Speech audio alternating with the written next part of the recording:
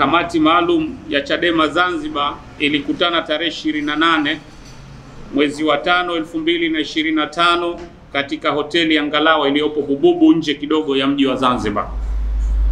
Katika kikao chake cha kawaida, pamoja na mambo mengine, kamati maalum ilipitia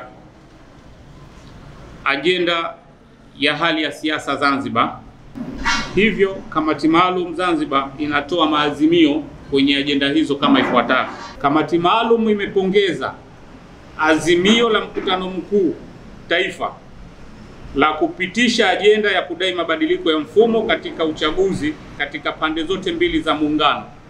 yaani upande wa Tanganyika na upande wa Zanzibar, ambapo kikao cha kamati maalum kwa kauli moja kimeunga mkono azimio la no reform no election, na hivyo kamati maalum imetoa agizo kwa chama upande wa Zanzibar la kutokushiriki uchaguzi wowote ambao utafanywa bila ya kuzingatia kwa mabadiliko ya mifumo ya kisheria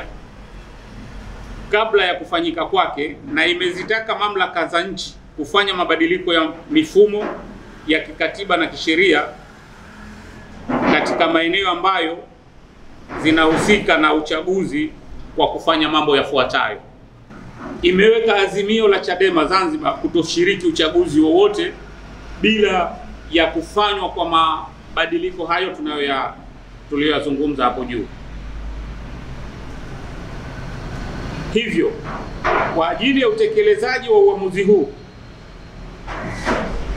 juu ya azimio la mkutano mkuu kuhusu ajenda ya no reform no election, kamati maalum Zanzibar imeiagiza secretariat kuanza mara moja maandalizi ya mkakati wa utekelezaji ambao uwe shirikishi kwa kuwashirikisha viongozi, wanachama na wananchi kwa ujumla, ili kushinikiza mabadiliko juu ya mifumo ya katiba na sheria zetu kabla ya uchaguzi mkuu ujao. Na tunatoa wito kwa jumuiya za kimataifa kuweka shinikizo kwa serikali ya Zanzibar ili ilazimishwe kufanya mabadiliko hayo kabla ya uchaguzi na kuheshimu misingi ya mikataba ya kimataifa kuhusu demokrasia na haki za binadamu.